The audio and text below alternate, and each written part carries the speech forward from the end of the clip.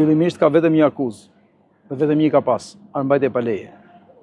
Unë kërkova vlerësimin e paligjshëm të arrestit flagrant për sa i përket mbrojtërit nga Naim Erzenuka, i cili është ndodhur në atë banesë në mënyrë krejt rastësore, dhe po në mënyrë rastësore ka shkuar dhe policia e shtetit në atë banesë pasi ka qenë duke bërë një aksion për gjendjen e bimëve narkotike.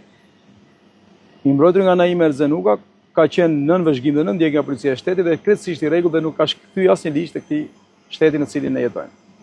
Fakti që është gjetur në atë banesë, ku ka disa armë, të cilat nuk dihet nëse janë apo janë tafta për qitje, apo se janë disa armë të vjetra që janë gjetur në një banesë që nuk ka si lidhje me të mbrojtërin nga Naim Erzenuka, nuk e bën atë përgjegjës për veprën penale të mbajtjes pa leje të armëve.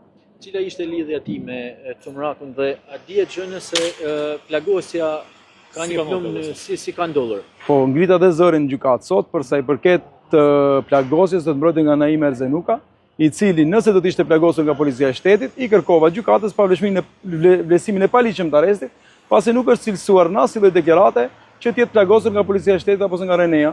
Nëse është plagosur nga një plagosje tjetër, i ngelet organit akuzës që të fillojë hetim për plagosjen e Erzenukës, dhe jo ta marrë të pandehur të plagosur. Pra, kemi të bëjmë me disa rrethana të faktit të cilat janë të paqarta për armët që janë gjetur në shtëpitë braktisur. Lidhja ti me Cumrakun, cila ishte në banesë? Me Cumrakun kanë lidhje shoqërore, janë shok me njëri tjetrin. Cumraku tha e ka marrë si vllajin tim në banesë, për armët i mbrojtërit nga Naimi nuk ka dijeni nëse kishte apo s'kishte armë banesë, pasi po ta dinte se kishte armë, e di mirë që është në ndjekje nga policia e shtetit për shkak të lidhjes së tij me një ngjarje për hapjen e thonjeve terroriste më parë. Dhe ajo është treguar i kujdesshëm për zbatuar ligjet e shtetit në cili jeton. Edhe për një person të tretë që i kanë mbështetur, jeni ndjeni diçka? Jo, s'ka lidhje fare me asnjë person të tretë. Në akuzën zyrtare përgjithësi shteti shtuhet në se ka edhe akuzë për nxitje të urrëties. Jo, unë mora kërkesën e paraqitur nga prokuroria, akuzohen vetëm për armbajtje pa leje. Asnjë akuzë tjetër s'ka. A ka dyshime për lidhje me grupe terroriste, grupin terrorist ISIS siç? Jo që s'ka prova, pas policia e shtetit nuk e dyshon. S'ka asnjë dyshim për këtë. S'ka dyshime fare lidhje me këtë akuzë. As nuk është ngritur as si akuzë. Po për flamurin? S'është flamur, është gjetur një shkrim në mur i cili po hetohet si është gjetur, kush gjetur, çfarë lidhje ka pas me flamurin i mbrojtërit nga Naimi, ka lidhje. Përpara policisë nuk kanë dhënë deklaratë, duke pranuar kanë dhënë deklarime pasi unë e mora çështjen e Erzenukës dhe i kërkova prokurorit që shkote merrte deklarime, ka shku vetë prokurori ka marrë deklarime dhe janë gjitha deklaruar ato që sapo ju thashë edhe ju. Çfarë ka deklaruar?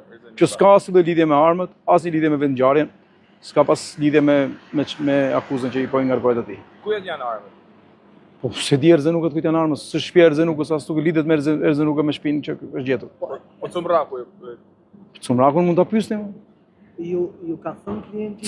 Cumraku tha në gjyq që janë armë që unë i kam mbledhur të vjetra në fshat dhe i kam fshehur në atë banesë, nuk e ka ditë Erzenukët kujt janë armët. Sapo e thanë gjykim. Klienti juaj pse ndodhej në atë banesë, pse në fusharës, sepse nuk ka qenë vetëm një ditë, ka qenë disa. E ka shok Cumrakun.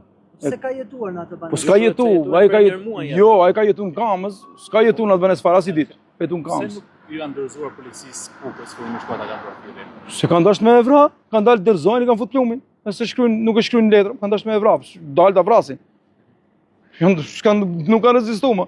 Fakti që policia e shtetit e fsheh plumbin në këmbën e Erzenukës, i bie që kjo është një vepër penale e policisë shtetit, jo atyre dy. Po klienti juaj, a kanë qelluar më armë në drejtim të Klienti im tha që më ka qelluar policia e shtetit sa kam tentuar dal çfarë është puna, se s'kam ditë pse kanë ardhur. Po këta janë. Jo, s'ka pas armë, nuk ka qelluar kush më ardhur në shtëpia.